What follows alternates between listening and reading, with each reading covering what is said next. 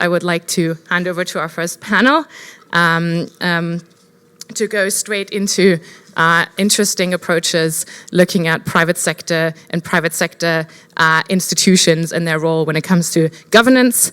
So with that, I would like to hand over to Professor Deon Rossouw and his panel members. He is the CEO of the Ethics Institute and an extraordinary professor in philosophy at the University of Stellenbosch. You probably all know him, or at least his work as an internationally recognized expert in business ethics and the ethics of corporate governance, and he's also published several books and academic articles, and is also the founding president of the Business Ethics Network in Africa. He's also a member of the King Committee for Corporate Governance in South Africa, and we're very much looking forward to hearing a little bit more about that particularly. So over to you, Deon.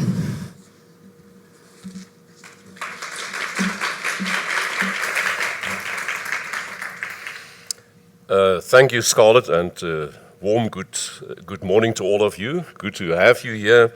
And Scarlett, it's great that all of us are not traveling to Basel this time, as we often do, but that Basel came to South Africa.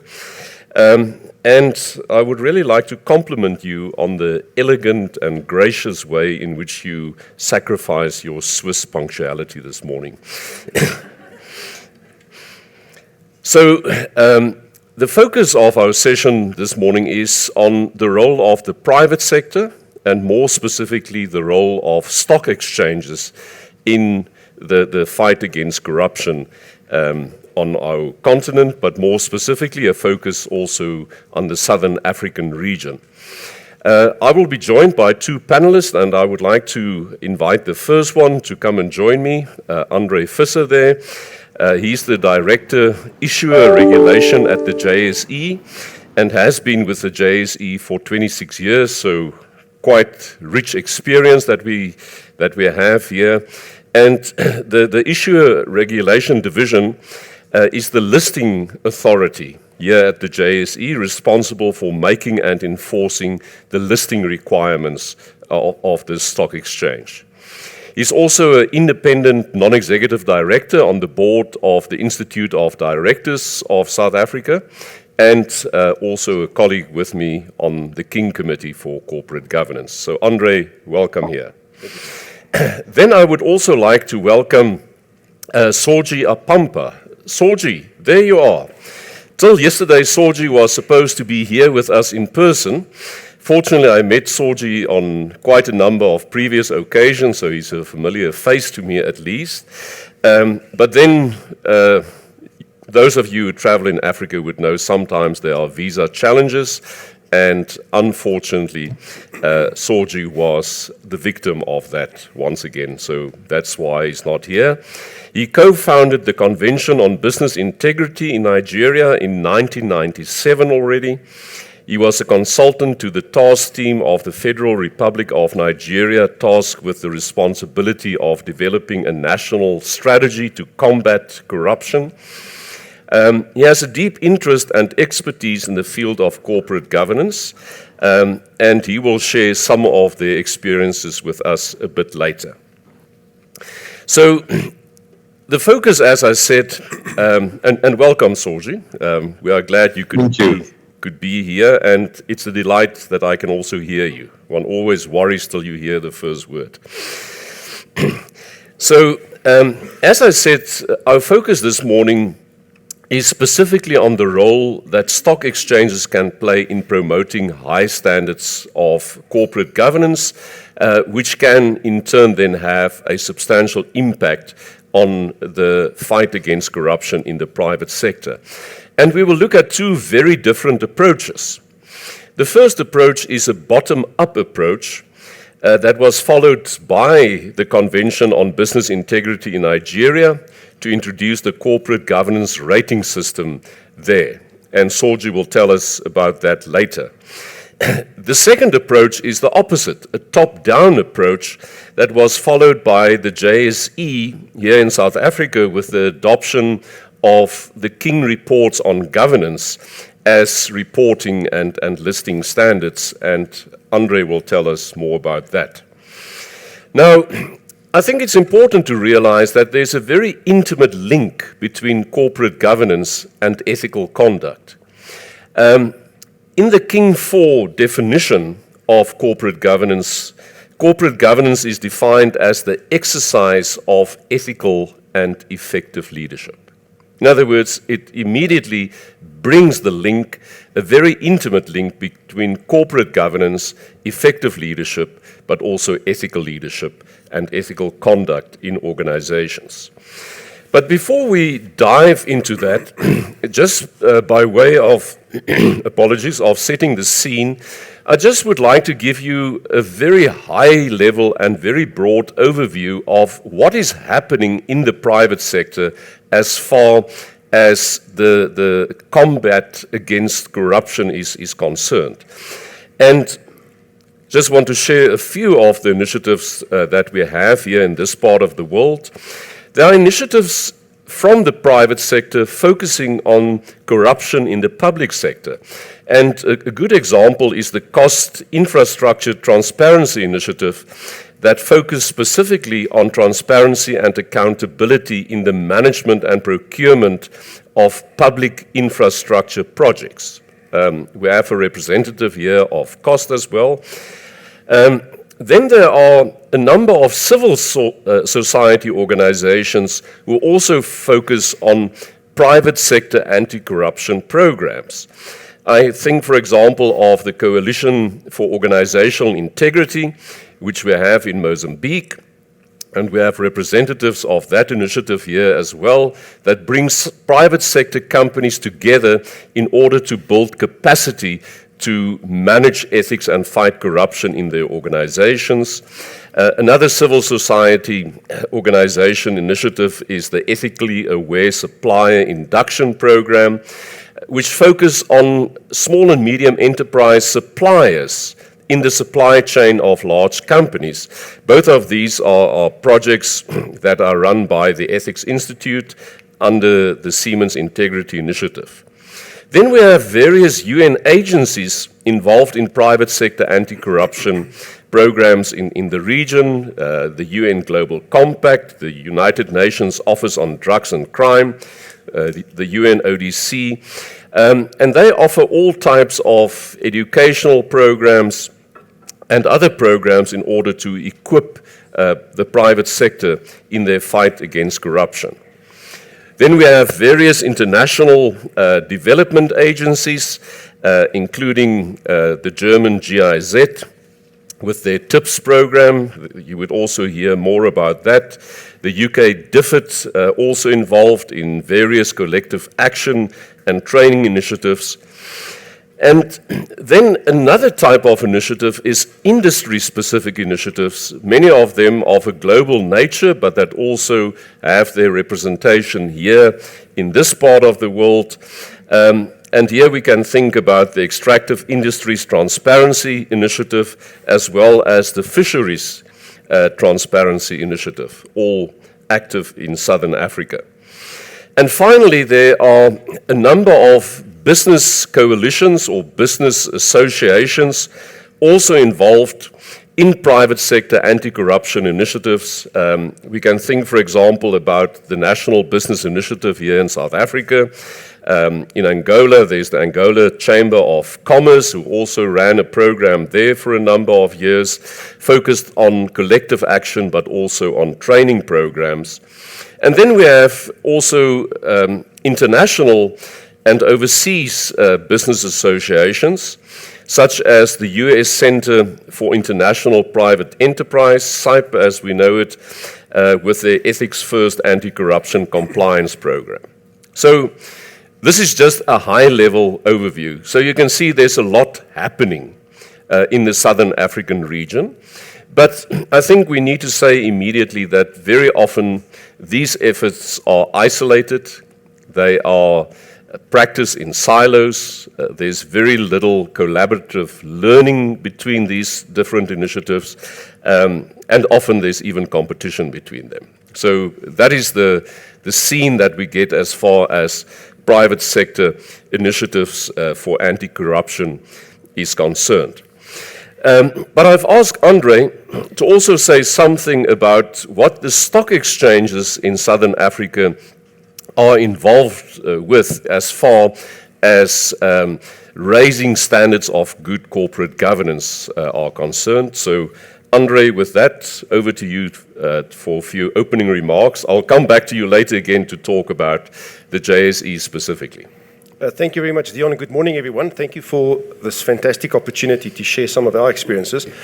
Yeah, Deon, I think from a JSE perspective, clearly we've got a story that we'll share a bit later on corporate governance, and how corporate governance can play a role in deterring corruption. I don't think we can ever say we will prevent it from happening. But we've obviously adopted the King Report into the listing requirements, and I'll share our story with the group a little bit later. But what we have seen over the last couple of decades is significant action from an African perspective. And certainly from a African Stock Exchange and a Securities Commission, there's been a big drive for African exchanges to either adopt the JSE listing requirements, which has got the King Report as part and parcel of it. And in doing so, in adopting the listing requirements, many African exchanges have also adopted the King Code into its listing requirements, or a code that is very similar to the King Code in nature. And what we've also seen is either they've adopted the King Code or another internationally recognized code into their listing requirements. And we've seen the initiatives in that regard really driving out adoption of good corporate governance practices in Africa. We believe the story that we've got to share from a JSE perspective and how exchanges can contribute to that will over time assist other African exchanges in following a similar approach, as you said, the top-down approach, which is not the only approach, but certainly one that has worked in certain parts of the world. So a big drive from an African perspective. Okay. Thanks, Andre. We look forward to your story a bit later. But at this point, I would like to bring in Soji. Soji, if you can tell us about what we sort of termed the bottoms-up approach that you followed with the Convention on Business Integrity in order to introduce the corporate governance rating system in Nigeria. Thanks a lot, Deon, and good to be able to join you. The first thing was that there was opportunity, and that opportunity was brought about by the collapse, the financial crisis, global financial crisis of 2009. There was waning investor confidence. I think the governor of the Central Bank of Nigeria did a study at the time of the collapse in the financial sector and said a lot of it was due to lapses in corporate governance, a lot of it corrupt behavior, and so on, insider dealing, and all of that. So it gave us the opportunity to actually bring to the front burner the issue of corporate governance. It was also at a time that they were struggling to see how to rebuild investor confidence. So we, on the other part, since 1997, had an initiative going, which was a voluntary initiative. It was principles-based, and it was certifying in that all participants had to meet up to a standard that we jointly developed. Otherwise, they would be excluded in due time. But we felt this was very slow and was not showing us a path to scale. So again, we had the opportunity of taking all that learning and now scaling it up to the level of the Nigerian Stock Exchange. Now, there was appetite for change at the time because many of the big Nigerian companies felt that they needed to raise more money abroad. And every time they went abroad, people asked them about their corporate governance, and they didn't have an answer to that. So we then arrived at a time with a package that helped solve a major problem for them, and I think that's why the door was open. And that's why people were willing to listen at that time. The Nigerian Stock Exchange, on its part, continued then to act as a sounding board and made it possible for us to reach all the companies. They also listened to the progress and helped to steer the direction of the development of the rating system. And then they created rules and created instruments on the back of it. So the Securities and Exchange Commission actually made it part of the requirements to get listed on the premium segment of the bourse. This CGRS rating, without which you couldn't be listed, apart from market capitalization and some other requirements. So it became very important from that perspective. They also started a tradable corporate governance index, which then also, because they were following the example of Brazil, where they have found that such a premium segment of the exchange typically outperformed the rest of the exchange, and that should signal to investors that these were very serious companies. So those companies actually also that performed very well on the CGRS turned out to be those who were better run, those who are more compliant, even with listing regulations, with disclosures that were required, and so on. There was a strong correlation between those better run companies and those who performed very well. Now, why did we look to the stock exchange? We had carried out a survey some years before of 1,000 respondents on how to get some kind of corporate control, because we felt the big companies were out of control. And most citizens actually said you needed the stick. You need something like a carrot and a stick. You needed that kind of incentivization in order for the companies to take you seriously. So we said, can we connect the decisions in the boardroom with the fortunes of the company? And that if you had a rating system that allowed that, then those who are well run will be rewarded for being well run, and those who are poorly run will be punished also by the market for being badly run, and you will set up that carrot and stick in the end. And it worked for the large companies who were going to the UK, to the London Stock Exchange to raise money and so on. It worked in their favor that they had this kind of rating, and they could explain what the rating meant as well. So that was really the way bottom up, and it became a virtual collaboration between the stock exchange, the Securities and Exchange Commission, the Convention on Business Integrity, the listed entities, and we also had observers, like from the Humboldt-Verdrina School of Governance in Berlin. We also had a member of the TI board also help oversee the process. We had about 3 independent observers through the process as it was being developed. It was developed between 2010 and 2014, and from 2014 till November 2022, we actually ran this this corporate governance rating system for the exchange. But that represents big companies, and listed companies are only 4% of the private sector in Nigeria.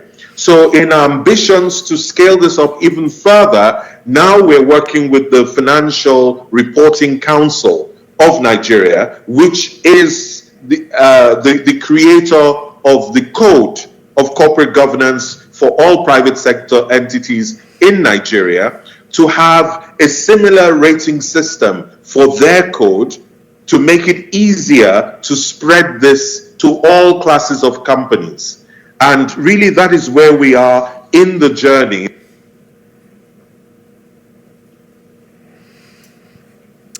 Okay, it seems that we have lost the audio there.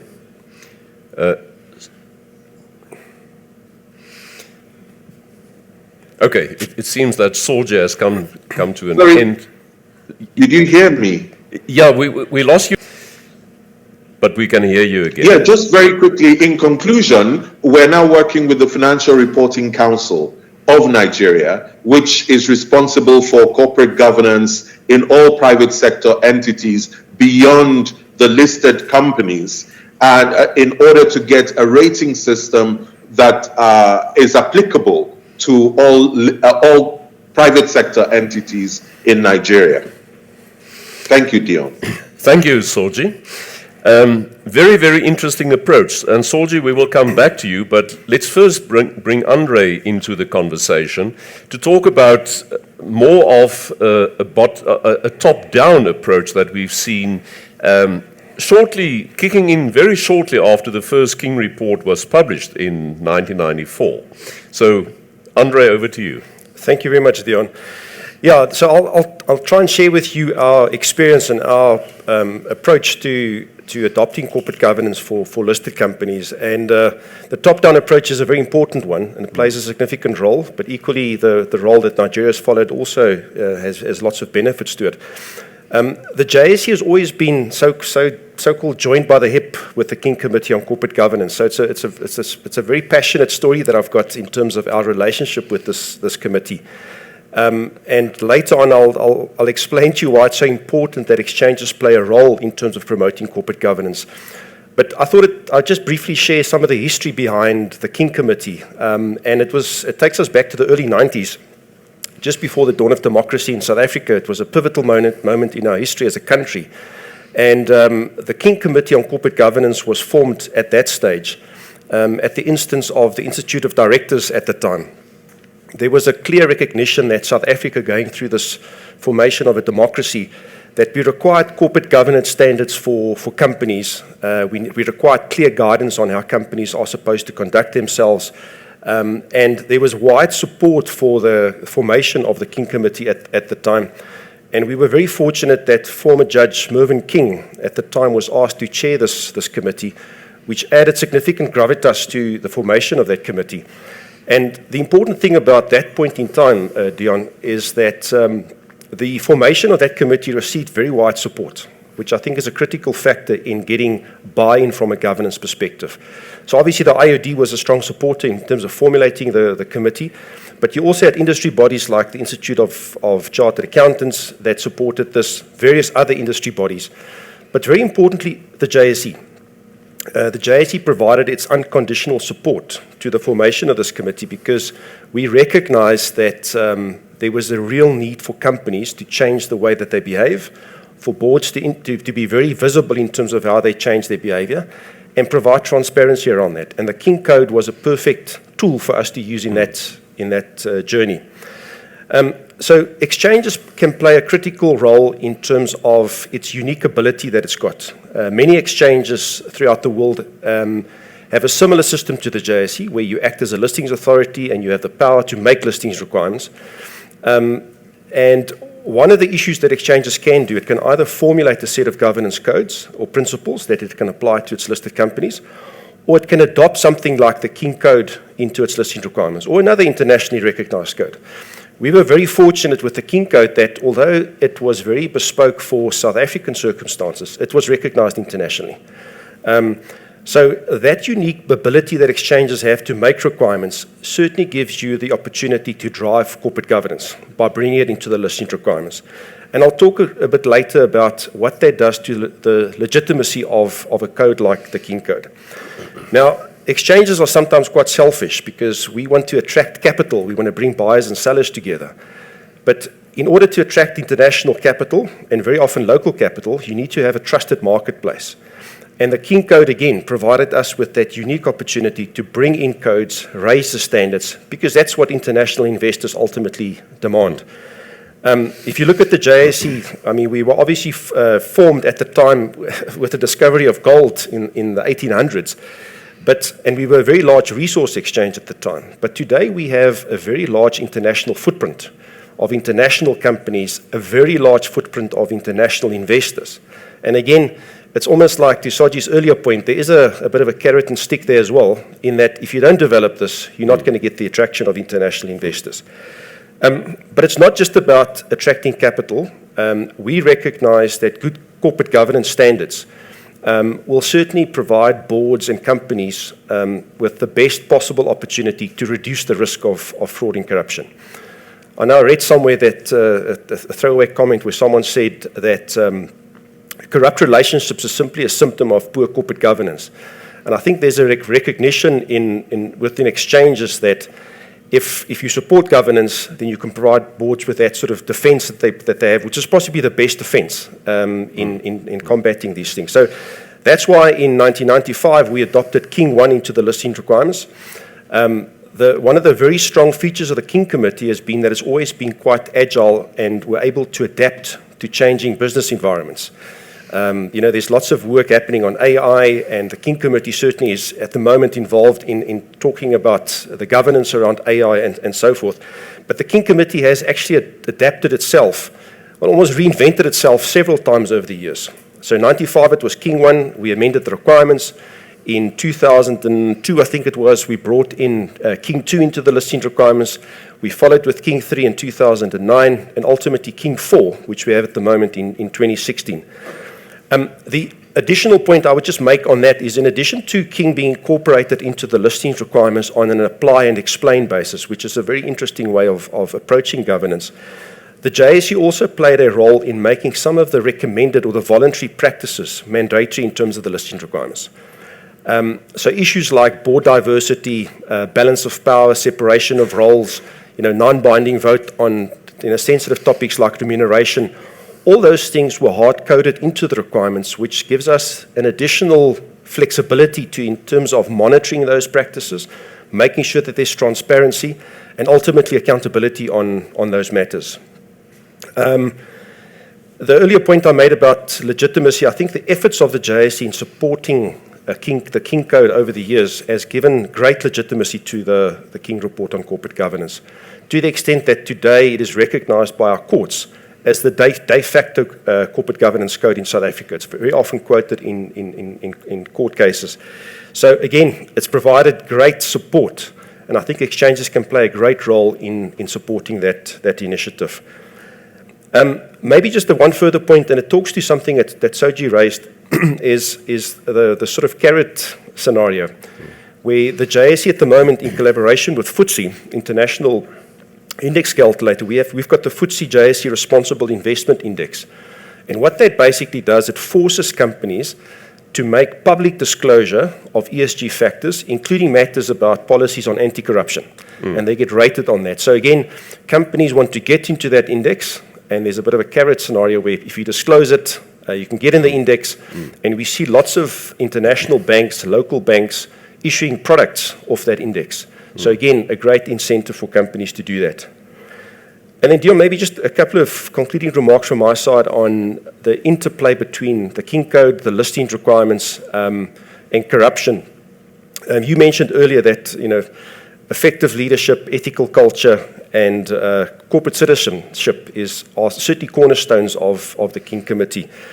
And I'm a strong believer that you will never have a listings requirement, you'll never have a code or principle or practice that will ever prevent corruption from happening. But I do believe if you have an ethical culture within an organization and companies support good corporate citizenship, that it provides boards and companies with the best possible defense to reduce that risk.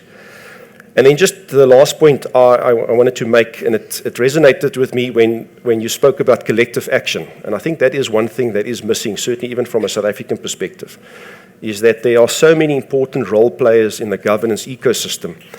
We obviously focus on providing disclosure to the primary user of that financial statements at the moment, which is the investor, and we know that environment is changing. But so that investors can get the disclosure and play their oversight role and hold boards and companies accountable for that.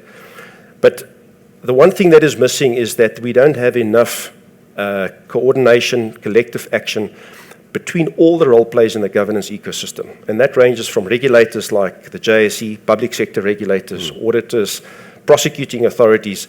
There's something missing in the link there, and there are some initiatives happening at the moment to get that working a bit better. But I think if we get that right, we will see a significant improvement in promoting corporate governance and having accountability for bad behavior. So in conclusion, I think that stock exchanges can play a critical role in supporting corporate governance, raising corporate governance standards, and ultimately playing a key role in assisting companies and boards in reducing the risk of corruption. Thanks, Andre. Fascinating to see how two approaches who started so differently, the one from the bottom up, the other one top down, meet each other in the middle and is in total agreement that you need this type of initiatives in order to build trust in markets, also in your financial markets, and specifically with international investors. Can I ask both of you, Scarlett mentioned in her introduction this morning that we have 13, 14 countries represented here.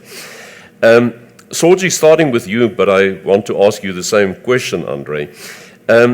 If you need to give advice to another country who's contemplating doing something similar than what you were doing either in Nigeria or here in South Africa, Soji, what is the advice that you would share with those countries? In other words, what have you learned? Because I suppose there were a few hard lessons to be learned along the way. These things never come easy. So if you wouldn't mind sharing with us some of those advice that you would give other countries contemplating doing the same. Okay, the first thing is that the fundamental principles are simple. So it shouldn't be so complicated that the stakeholders don't understand. So in the case of the Nigerian Stock Exchange or the Securities and Exchange Commissions, there are just three simple things they're trying to do. Number one is standard setting. Whether it's through the King Code or whatever the code is, there has to be agreement around the standards. Number two is monitoring of compliance. How do you signal that you're compliant? How do you do it cost effectively? How do you get a company to give off that signal by itself that it is compliant or non-compliant? And finally, and the hardest part, is behavior modification. Those are the three simple things that this kind of arrangement has to address itself to. If the company, if the countries therefore think about those different parts, they would probably find that one stakeholder can do everything. You're going to have to come together and get different kinds of permissions and authorizations within established institutions to make it happen. And it's that coming together. So just look for those who are relevant to creating those different pieces and ensure that they are part of the solution from the beginning. And you have a good chance of getting something going, especially if you can line up their incentives, that one party's incentives don't overwrite the incentives of another party. So you get it properly aligned and you could have something going.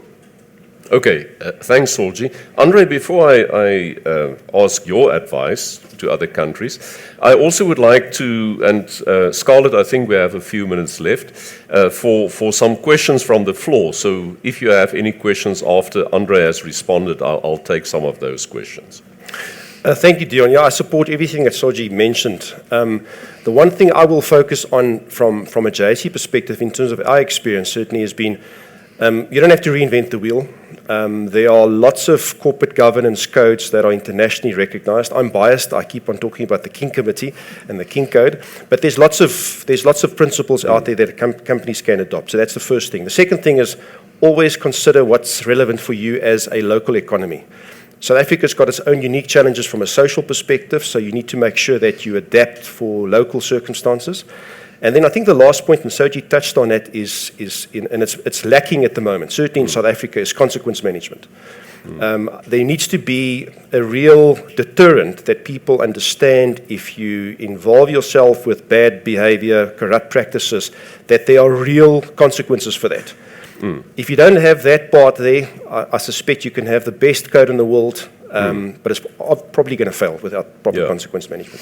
And probably, Soji, I think you would agree, also a realization that you are losing out if you're not part of this and playing the game according to these standards. I'm going to stand up, otherwise I can't see a part of the audience. Are there perhaps any questions at this point? Yes, there's a question there. Do we have, and there's a mic coming your way, sir. So please proceed. Yeah, thank you very much. My name is Ian Mwinga. I work for the Zambia EITI Secretariat. Just to stretch the discussion perhaps a little bit more, I'm interested in instances where countries receive unlisted capital, which, for example, I think in most African countries that are rich in resources, we are receiving a lot of Eastern capital, which is unlisted, and in some cases, a little bit cozy with the politically exposed capital. I'd be very interested to know, to hear your advice, whether the King's Code in a way could be mutated to also fit that bit. If I may just sneak one more question regarding ESG. I just want to hear your comment whether the ESG metric itself is not biasing away investment to most African countries who are typically, well, by default, their metrics are actually negative. Thank you. Okay, Andre, would you like to take the first shot there? Yes, thanks, Deon. Thank you for that question. So the question on Eastern capital is an interesting one. I think one needs to be mindful of your code being broad enough to cater for, or having principles that are broad enough to cater for as many possible options that you may face as a business and as an exchange. What we've done, I think where a stock exchange can play a role, and it's perhaps not always through a corporate governance code, and perhaps I can share our experience certainly in the debt market in South Africa, where we had significant reforms to our debt market in 2019, because many of our debt issues happens to be public sector issues, and there's been lots of concerns around some of the governance in those sectors. So we've certainly introduced far more stringent governance requirements for our public sector issues to raise issues like politically connected people, to have disclosure of those issues in financial statements. So I think exchanges can play a role in elevating that, and I'm sure the King Code, other similar corporate governance codes can also deal with that matter specifically. In terms of ESG factors, I think you're absolutely right. There is some bias in it, and we need to be mindful of that bias. But obviously, as I said earlier, each country is unique in its approach to ESG. I know there's some international standards coming, but for instance, in South Africa, the S part of ESG probably requires more attention than the E and the G, given our unique challenges. So I think you need to look at it holistically and look at what works for you as a country. Soji, I hope you were able to hear the question. Yes, I was, but I think Andres dealt with it very well. Okay. Thank you. Good. There's another question here in front, I think coming from Seychelles, if I'm not mistaken. Yes, good morning. My name is Sven Biermann. I'm now working for the Fisheries Transparency Initiative, but Soji, it's, I think, 13 years ago, I was working for one of the observer organizations for the Corporate Governance Rating Index. And Soji, first of all, great to see you. Too bad can't have you in the room. But when this idea started, the role of civil society was more than just the incubator of the idea. And I think it would be really positive for people in the room to understand what was the role of civil society in this process, because we're talking here only about big, corporations, we're talking about public authorities, we're talking stock exchanges, but civil society played an incredible role because you introduced a system of incentives.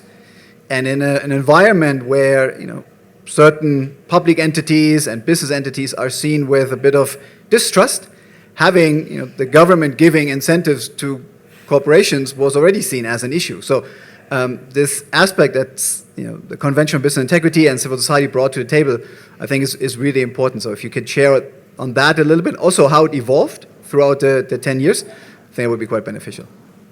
Thanks, great question. Soji? Yes, Sven, I was hoping that we would get a chance to catch up, but that's not to be.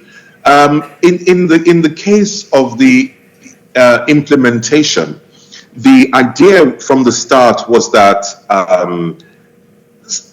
a lot of the way that companies scored themselves in the rating would be made completely public, so that civil society could engage and bring their knowledge of what is happening in the marketplace to bear. But that part didn't pan out, because we had the stock exchange always nervous about delistings and companies actually leaving the bourse. And in the end, it's no longer Nigeria Stock Exchange. It's now NGX. It's now been, is it dematerialized or demutualized, whatever the term is. So it's been broken up into several entities. So there was always nervousness, and we found we couldn't fully act according to the whole vision from the beginning, at least if we wanted the initiative to continue. So that's another lesson for collective action, in that at the end of the day, no matter how militant your ideas are, you would have to look to your left and to your right and do at least the best you can to keep the partners involved and still engaged. Is that the weakest link is always consequence management. If I had a blank sheet, that would be where I would start from. Because consequence management, when you have the right arrangement in place, that also spells the political will, that also spells the will for change to happen.